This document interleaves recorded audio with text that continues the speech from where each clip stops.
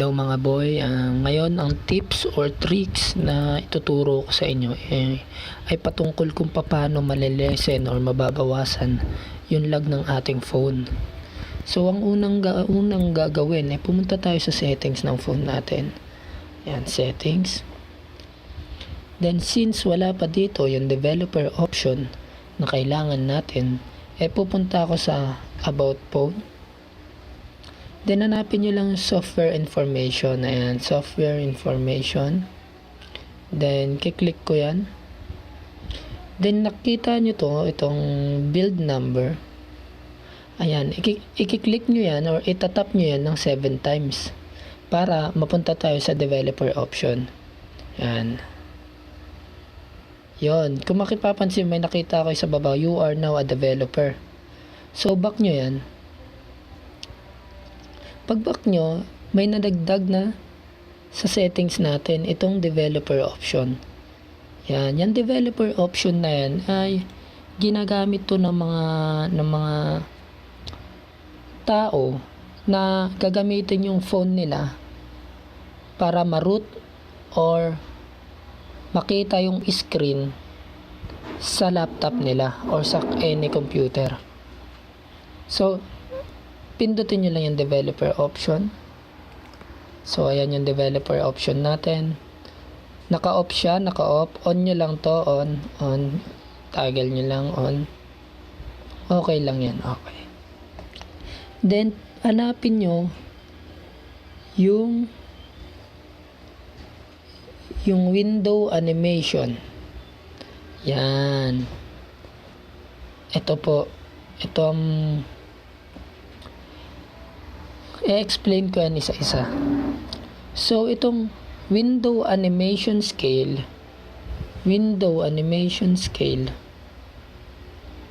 patungkol yan sa kung paano yung app natin, yung mga application nag-o-open and nag-o-close. For example, mag-o-open ka ng Mobile Legend, mag-o-close ka ng Mobile Legend, siya yung nag-handle doon, si window animation scale.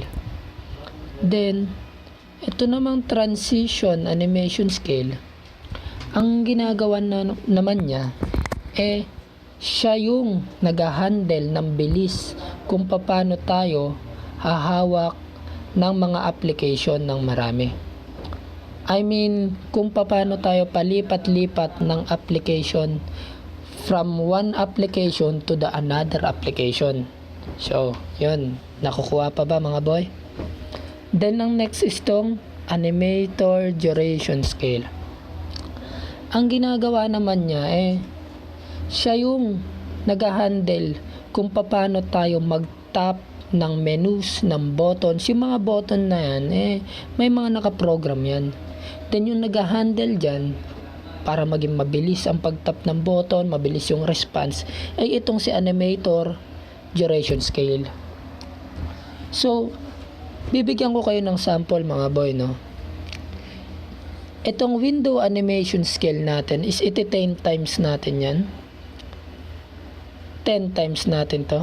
So yun, napapansin nyo, medyo bumabagal siya Sige, ayan muna.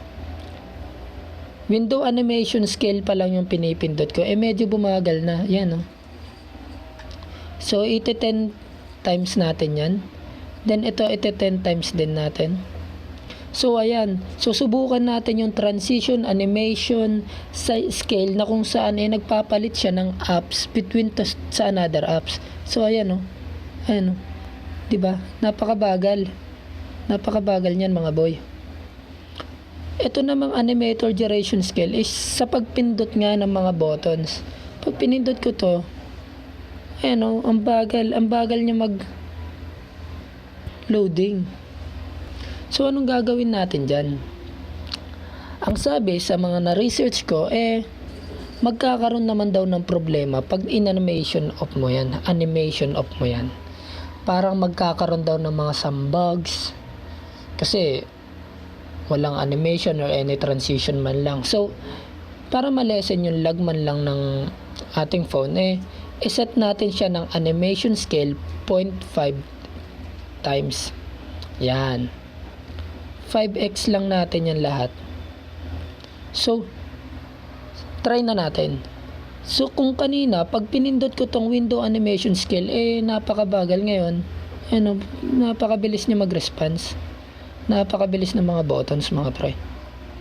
So, sa paglipat, paglipat napakabilis na yan. So, ayun lang yung gagawin nyo dyan. Para mas mabilis, or mabawasan man lang ng lag yung phone natin. So ayun mga boy, yun lang yung mga ituturo ko muna ngayon, no. Promise, talagang nakakabawas siya ng lag. Kahit anong laruin mo pa dyan, nababawas lang, hindi nawawala. Syempre mahirap walain ang lag, lalo na kung luma na yung phone mo. Pero ito, makakatulong to. So yun muna yung tips at tricks natin ngayon, no. Kung bago ka lang sa channel ko, mag-subscribe at mag-like ka na rin ng video ko dyan. Pindutin mo na dyan yung notification bell natin para updated ka sa mga bago nating tips, tricks, and hacks dito sa channel natin, ha. So yun, thank you mga boy.